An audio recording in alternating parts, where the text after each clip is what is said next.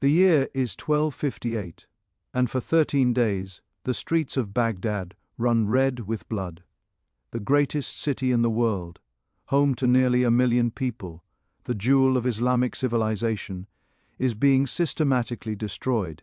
The Tigris River, they say, turns black from the ink of countless books thrown into its waters, then red from the blood of scholars, scientists, and civilians.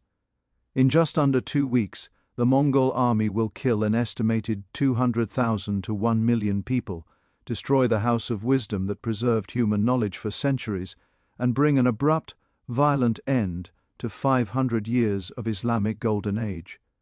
This is the story of how 13 days changed the course of human history forever. Before we dive into this catastrophic event, I need you to imagine something. Picture the most advanced city you can think of today, maybe New York, Tokyo, or Dubai. Now imagine that city is not just a center of commerce and power, but the absolute pinnacle of human knowledge, scientific discovery, and cultural achievement. That was Baghdad in the 13th century. While Europe was struggling through what we call the Dark Ages, Baghdad was a shining beacon of enlightenment. This wasn't just any city, this was the city. Founded in 762 by the Abbasid Caliph al-Mansur, Baghdad had grown into something unprecedented in human history. The city was designed as a perfect circle, a geometric marvel that reflected Islamic mathematical and astronomical understanding. At its center stood the magnificent palace of the Caliph, the leader of the Islamic world, and nearby, the legendary House of Wisdom. Think of the House of Wisdom as a combination of the Library of Alexandria, MIT, and the United Nations, all rolled into one incredible institution.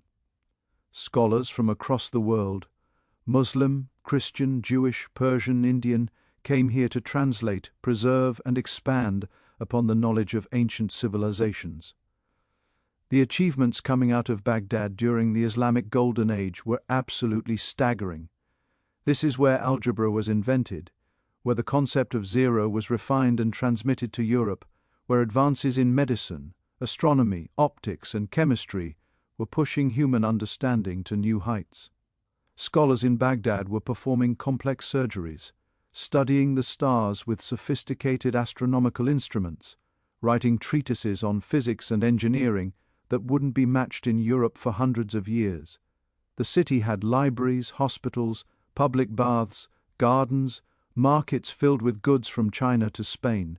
The wealth, the culture, the sheer intellectual firepower concentrated in this one city was unmatched anywhere on earth.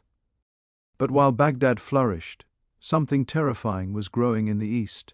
On the steppes of Mongolia, a warrior named Temujin had united the fractious Mongol tribes under his leadership and taken the title Genghis Khan, meaning universal ruler. And he meant it literally. What followed was one of the most devastating military campaigns in human history. The Mongol army, though relatively small in numbers, was the most effective fighting force the world had ever seen. They were expert horsemen, masters of the composite bow, tactically brilliant, and absolutely ruthless.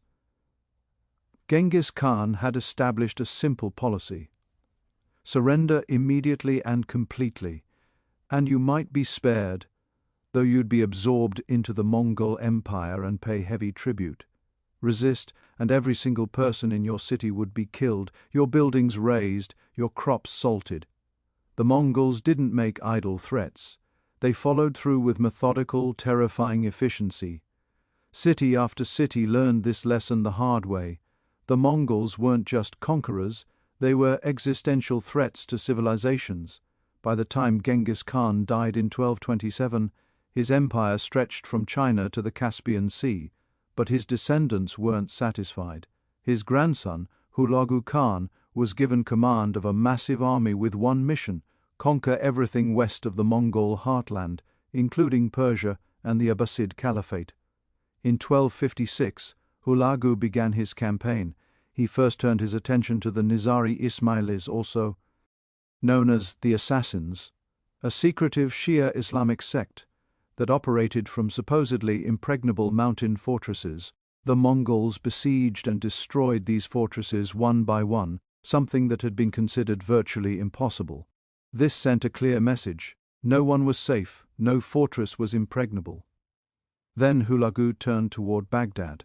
Now you'd think that the Caliph of Baghdad, the leader of the Islamic world, would be mobilizing every resource, calling on every ally, preparing for the fight of his life. But here's where things get complicated and tragically foolish. The Caliph at the time was al-Mustasim, and by all historical accounts he was not the leader Baghdad needed. He was more interested in pleasure and comfort than in the harsh realities of military preparedness. He had inherited a weakened position. The Abbasid Caliphate, which once ruled an empire stretching from Spain to India, had shrunk considerably. Real power had fragmented among various sultanates and regional powers. Even worse, al-Mustasim was getting terrible advice. His vizier, his chief minister, was a man named Ibn al-Alqami, a Shia Muslim in a predominantly Sunni court.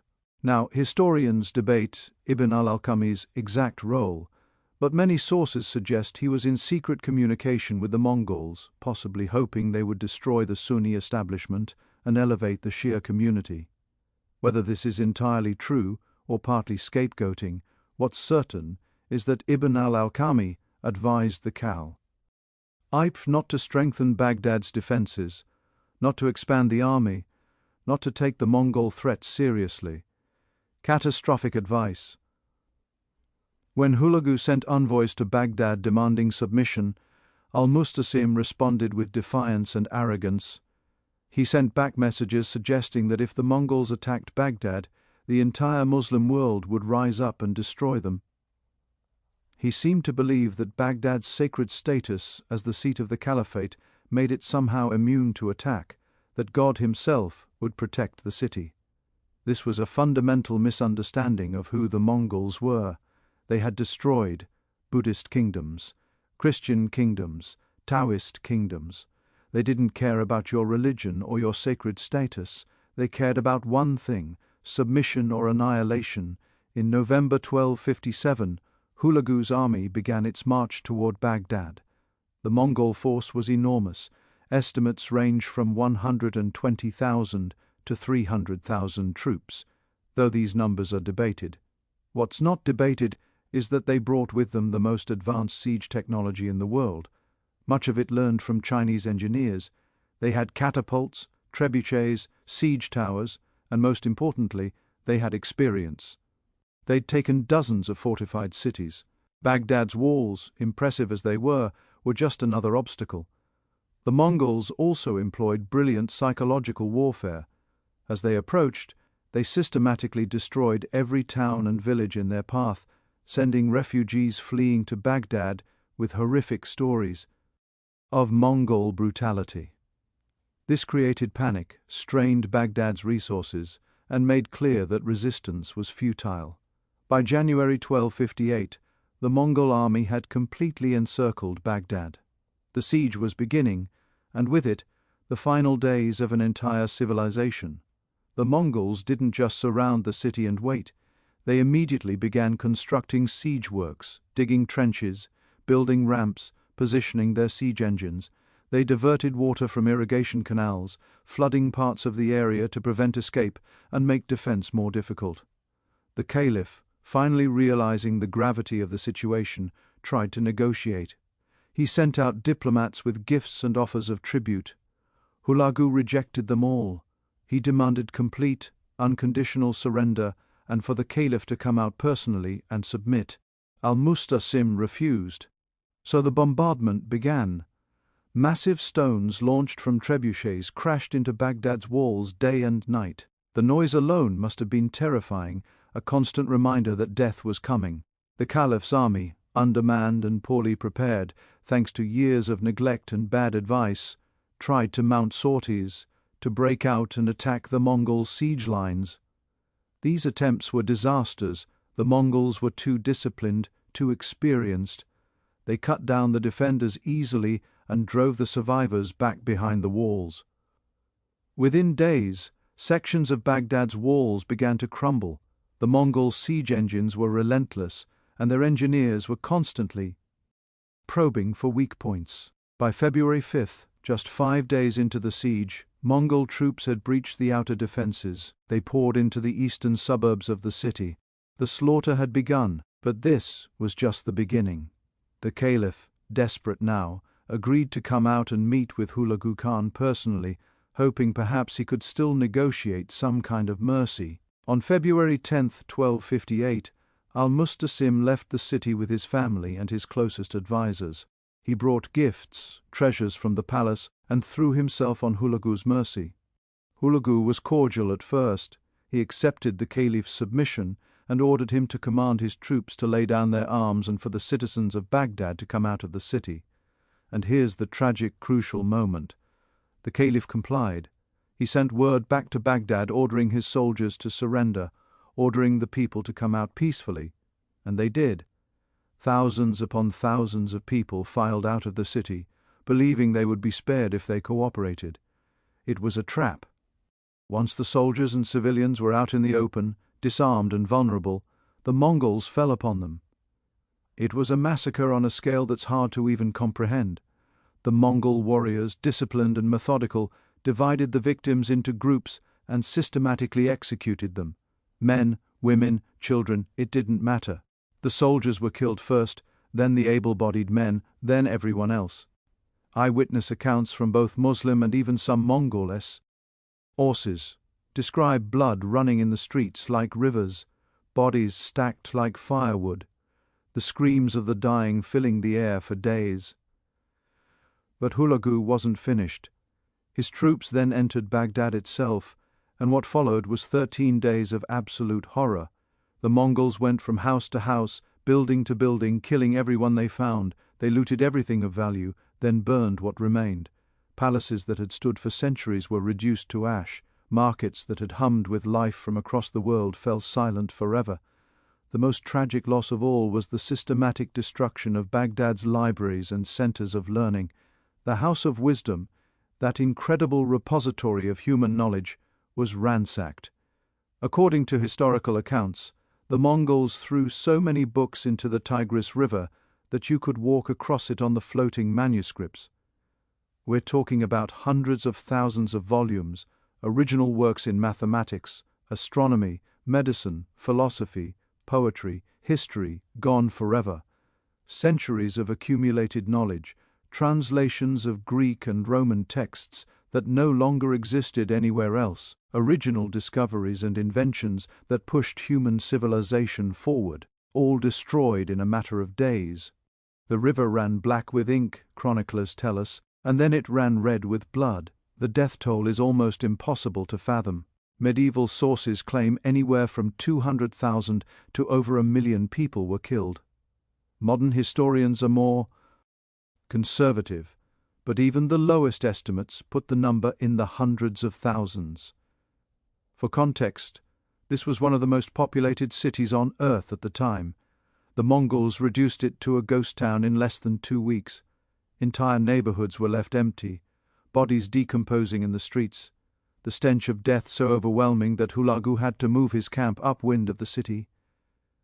As for the Caliph himself, al-Mustasim met a particularly symbolic end. The Mongols had a superstition about spilling royal blood on the ground, believing it would anger the earth and bring bad luck, so instead they executed the Caliph by wrapping him in a carpet and having horses trample him to death. Some sources say his entire family was killed as well, though a few may have been taken as captives. With the Caliph's death, the Abbasid Caliphate, which had ruled the Islamic world since 750, came to an end. The political and spiritual center of Islam was destroyed. Now, let's talk about why this mattered so much, why historians mark the siege of Baghdad in 1258 as one of the most significant events in world history. The Islamic Golden Age, which had lasted roughly from the 8th to the 13th century, came to a sudden, brutal end. This was a period when the Islamic world was the undisputed leader in science, mathematics, medicine, philosophy, and culture. While Europe was mired in feudalism and struggling with basic literacy, Baghdad and other Islamic cities were centers of learning and innovation.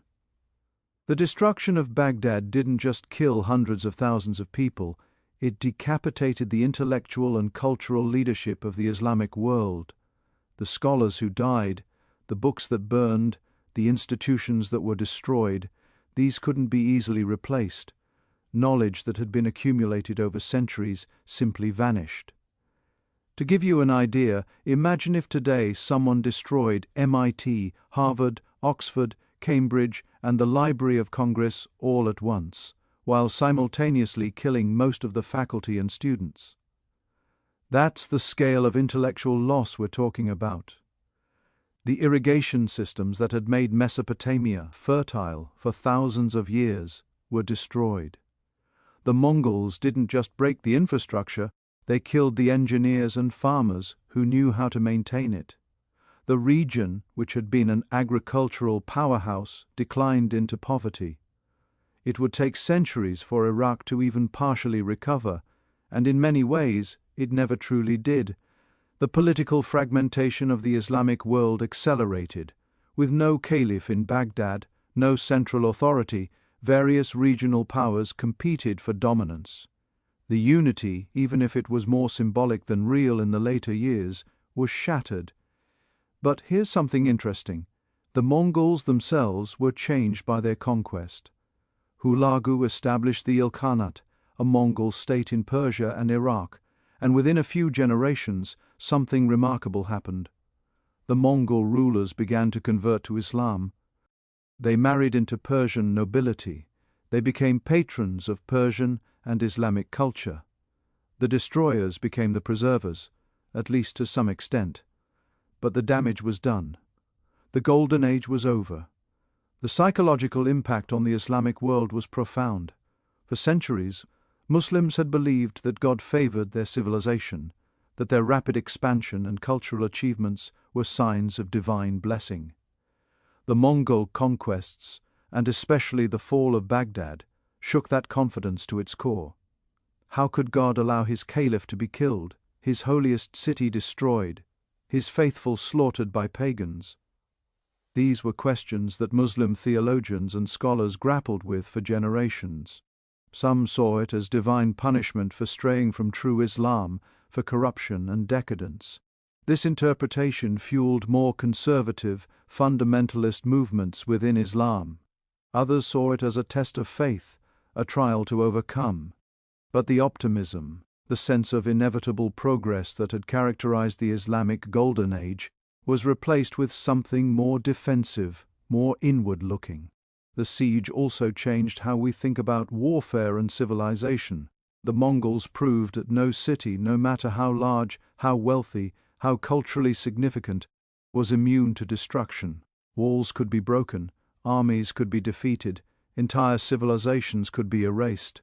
Looking back from our vantage point in the 21st century, it's hard not to wonder what might have been. What if Mustasim had been a more capable leader? What if he'd strengthened Baghdad's defenses, allied with other Muslim powers, taken the threat seriously? What if the books in the House of Wisdom had been saved? What scientific discoveries, what medical advances, what philosophical insights did we lose forever in those 13 days? We'll never know, and that's perhaps the most tragic part. The siege of Baghdad stands as a stark reminder of how fragile civilization really is. All the art, the knowledge, the culture, the accumulated wisdom of generations can be destroyed in days by violence and barbarism. It's a lesson that echoes through history. We see it in the burning of the Library of Alexandria, in the destruction wrought by World War II, in the devastation of cultural sites in modern conflicts. Human knowledge and cultural heritage are precious and irreplaceable, and once they're gone, they're gone forever. But there's also something almost defiant in how civilizations recover. Yes, the Islamic Golden Age ended, but Islamic civilization didn't disappear.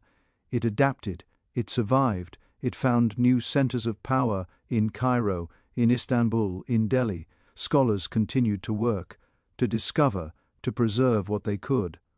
The Mongol Empire itself eventually fragmented and collapsed, and centuries later there was a renaissance of Islamic art, architecture, and learning under the Ottomans, the Safavids, the Mughals. The light that was extinguished in Baghdad in 1258 was rekindled elsewhere. Here, perhaps never burning quite as brightly, but never fully extinguished either. Today, if you visit Baghdad, you won't find much left from before the siege. The city that exists now was rebuilt, destroyed again in later conflicts, rebuilt again. The physical city of the caliphs is gone, but the memory remains. Historians, both Muslim and non-Muslim, regard the siege of Baghdad as one of the great catastrophes of human history, a moment when the trajectory of civilization was violently altered. It's studied, mourned, and remembered as a cautionary tale. The story of those 13 days in 1258 is ultimately a story about hubris, about the failure to recognize and respond to existential threats, about the terrible price of poor leadership, and about the fragility of even the greatest human achievements. Al-Mustasim believed his city was untouchable, protected by God and by its own magnificence. He was wrong. The Mongols didn't care about Baghdad's libraries or its scholars or its sacred status. They saw only another city to conquer, another obstacle to their empire. In the end, the siege of Baghdad teaches us that nothing is permanent. Empires rise and fall, golden ages end, cities that seem eternal can be reduced to rubble. But it also teaches us about resilience, about the human capacity to rebuild, to remember, to carry forward the best of what was lost. The books thrown into the Tigris are gone, but the ideas they contained, many of them survived in copies elsewhere. In the memories of scholars who fled, in the traditions that were passed down, the Islamic Golden Age may have ended in 1258, but its contributions to human civilization, in mathematics, in science, in medicine, in philosophy, are still with us. Every time you use algebra, you're using a tool developed in that golden age. Every time you see Arabic numerals, you're benefiting from the knowledge that was preserved and transmitted by Baghdad scholars. The legacy lives on, even if the city that created it was destroyed.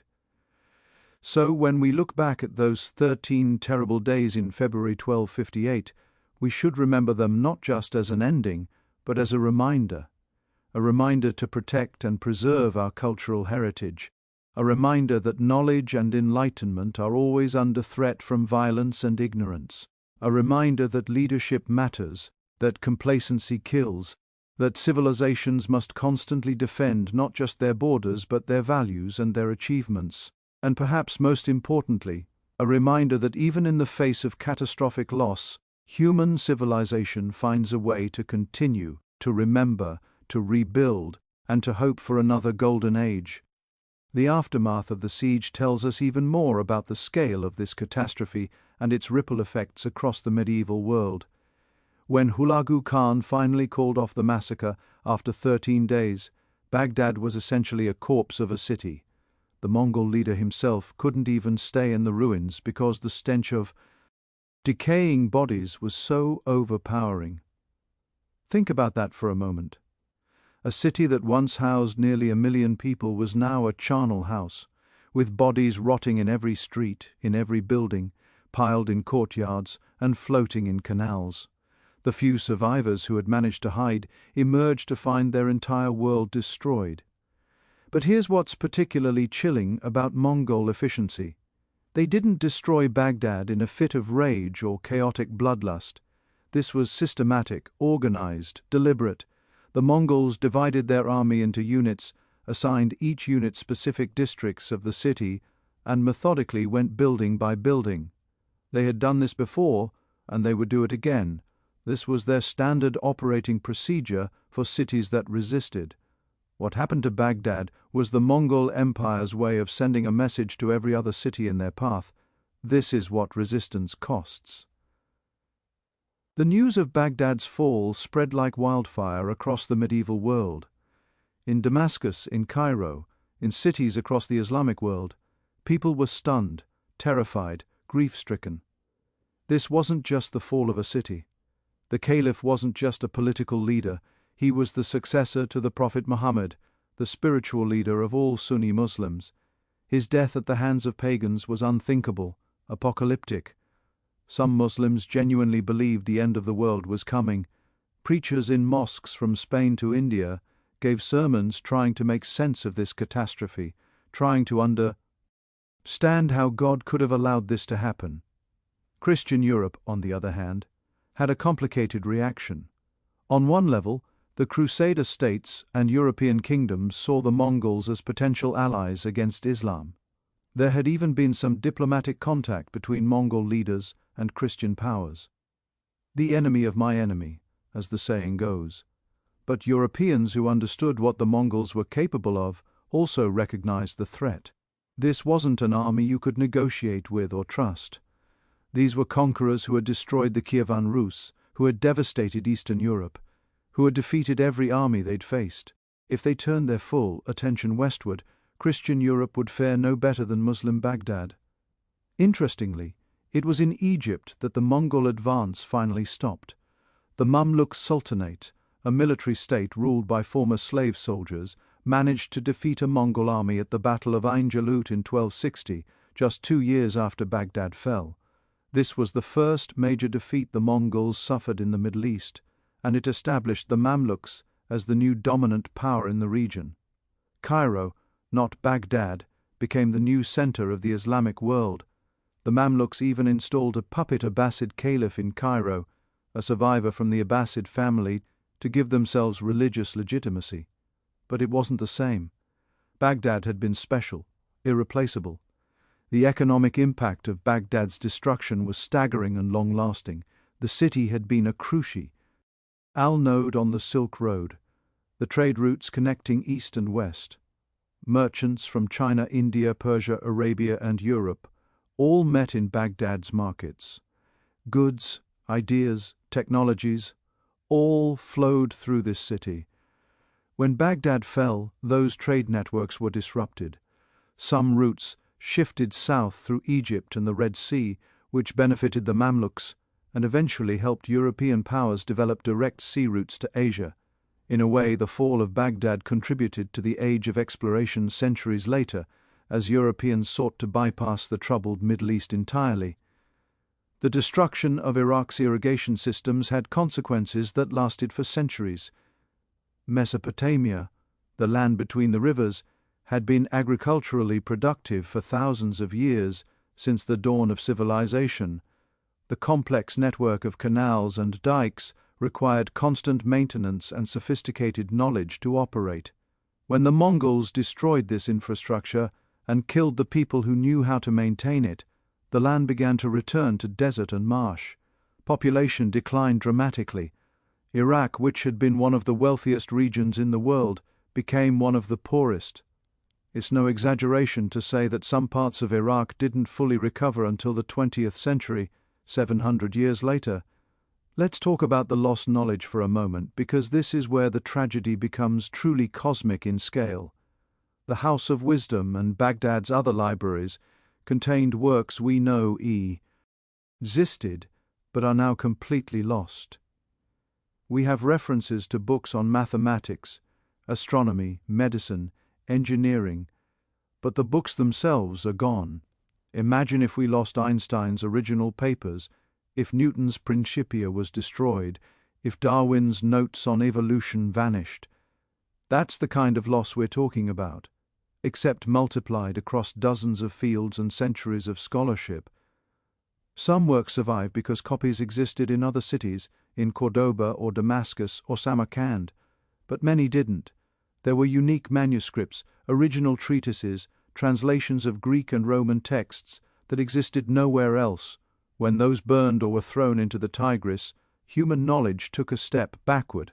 We know, for example, that Islamic scholars had made significant advances in optics and understanding light. We know they were conducting experiments, developing theories, but many of the details are lost. We know they had sophisticated astronomical observations and instruments. Much of that data is gone. It's like trying to understand a sophisticated machine when half the blueprints are missing. The human cost, though, goes beyond numbers of dead and lost books. Think about the trauma inflicted on the survivors. The few thousand people who managed to survive the massacre, either by hiding or by sheer luck, had witnessed horrors beyond imagination. They'd seen their families killed, their neighbors slaughtered, their entire civilization destroyed. They lived the rest of their lives with that trauma, and they passed those stories down to their children and grandchildren. The memory of what happened in Baghdad in 1258 became seared into the collective consciousness of the Islamic world, and here's something that often gets overlooked in discussions of the Mongol conquests. The environmental impact was significant. When you destroy irrigation systems, when you depopulate entire regions, when you disrupt agriculture on a massive scale, the land itself changes. Forests that were cut down for siege engines and fuel didn't grow back. Farmland turned to wasteland. Wildlife populations shifted. The Mongol conquests didn't just reshape human civilization, they literally reshaped the landscape of Asia and the Middle East. Yet within all this darkness, there were some strange twists of fate. Some of the scholars who fled Baghdad before or during the siege carried their knowledge to other cities where they continued their work.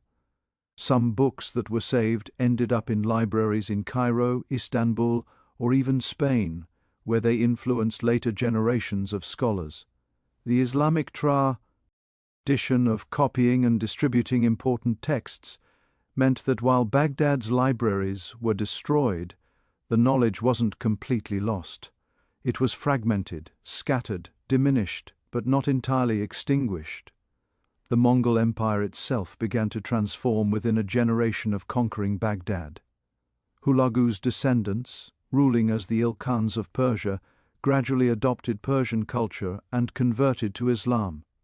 By the early 14th century, the same Mongol dynasty that had destroyed Baghdad was building mosques, patronizing Islamic scholars, and commissioning Persian poetry.